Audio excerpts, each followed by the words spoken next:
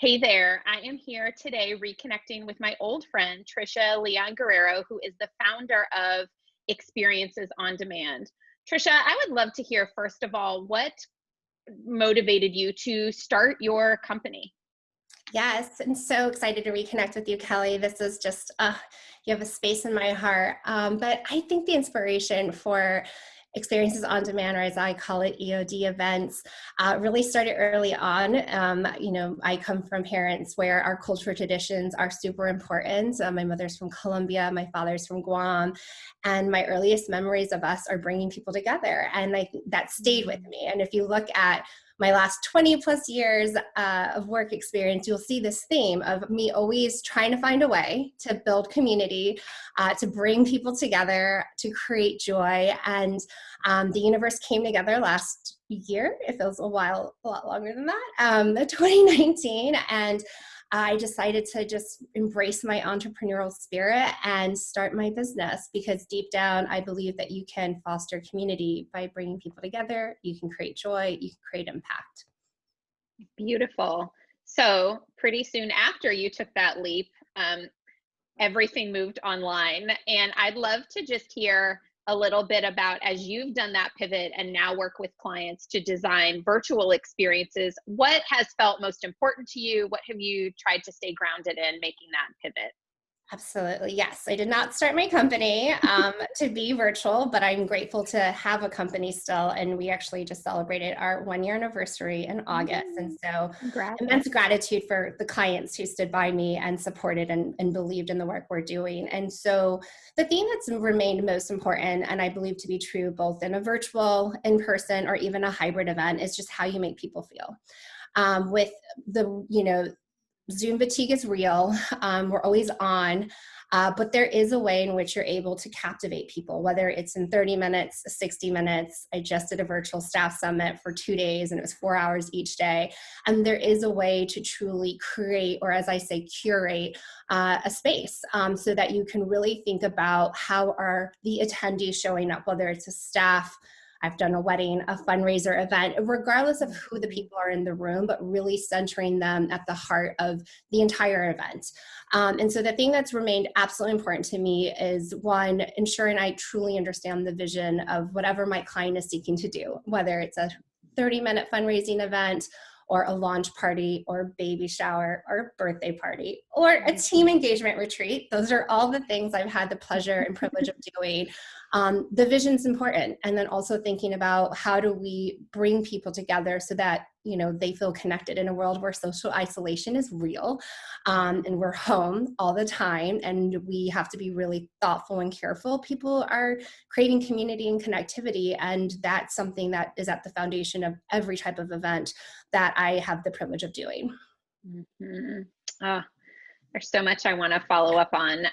But most specifically, I think we talked about this a little bit before I hit record. I think so many organizations, including most of my clients, when things shut down in the spring, a lot of events were canceled, and a lot of folks' energy was how do we actually work virtually? Like, what are the links? What systems are we using? Getting everybody set up.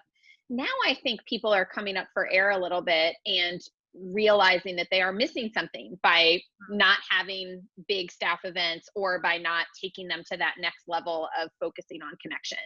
Right. I'd love to hear any advice you have for organizations or team leaders who want to improve the virtual spaces and virtual connection that they're kind of already doing and want to make better. What would you say? Absolutely. I get that question quite often. And my biggest tip is to, especially when organizations and companies are running pretty lean and everyone's pretty much tight at capacity, it makes sense to hire a professional, someone who is going to, one, increase their capacity by doing all of the operations and behind the scenes to produce something that's engaging, especially virtually. You need someone behind the scenes to think about every single minute. Every minute counts when you're in front of a computer on a camera for a set amount of time. And so thinking about having a professional who will be thinking about the nuances. A 1 minute gap is a long time, and having someone else who's in charge and who's holding the responsibilities. The way in which I do my work is grounded in mindfulness. And so I love to think about like, how are we spending every single minute? And I love the details. This is why I'm in the business of planning and creating spaces. And so having someone who can not only be thinking about what can happen, what will happen, what won't happen, what we will do. I always joke that I will have a plan for a plan for a plan to ensure that time is the essential, and having someone else thinking about like, what does that production schedule look like for our retreat, or what is, what are we going to do if the technology breaks down, but giving all of those stress and worries to someone else who has solutions for that is an absolute strategy, especially when people are already doing a lot in-house. A lot of organizations and people are strapped. They are inheriting other responsibilities as a result to working remotely, or for whatever the reason, and to hire someone who is there for a period of time to help you get to the finish line. I've created this work to help clients meet a goal. And so thinking about what that goal is and helping them achieve those outcomes is what I love to bring to my clients, where I calm the chaotic, as they would say, so that not only the client, but whoever else they're engaging can fully be present, enjoy what the experience and what's taking place. I love all of that. And I certainly agree, like getting expert capacity to help pull off the things that are so high stakes, 100%.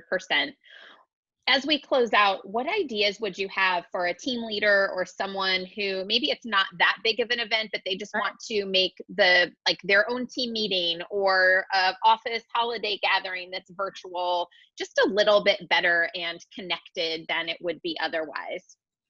I think the biggest tip, and something I've begun to offer even as a service, is I recognize people have different budgets, and sometimes you just need another thought partner, a strategic partner.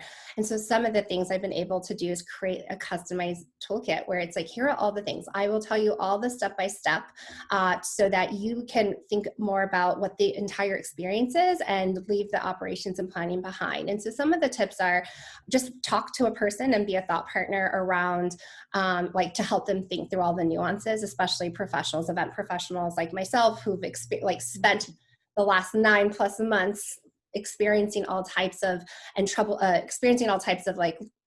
challenges and also thinking around like different loopholes.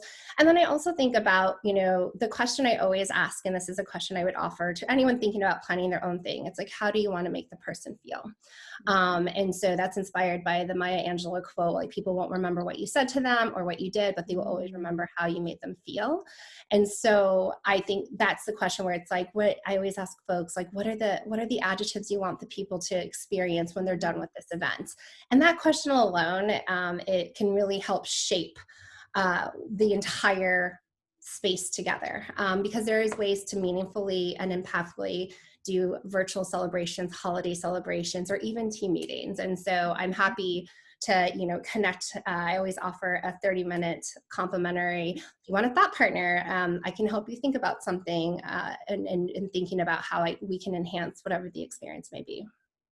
Very cool. Thank you so much. I'm not surprised knowing you that this focus on connection and joy just comes through in conversation. Your clients are lucky to have you. Thanks so much, Tricia. Of course. Thank you so much.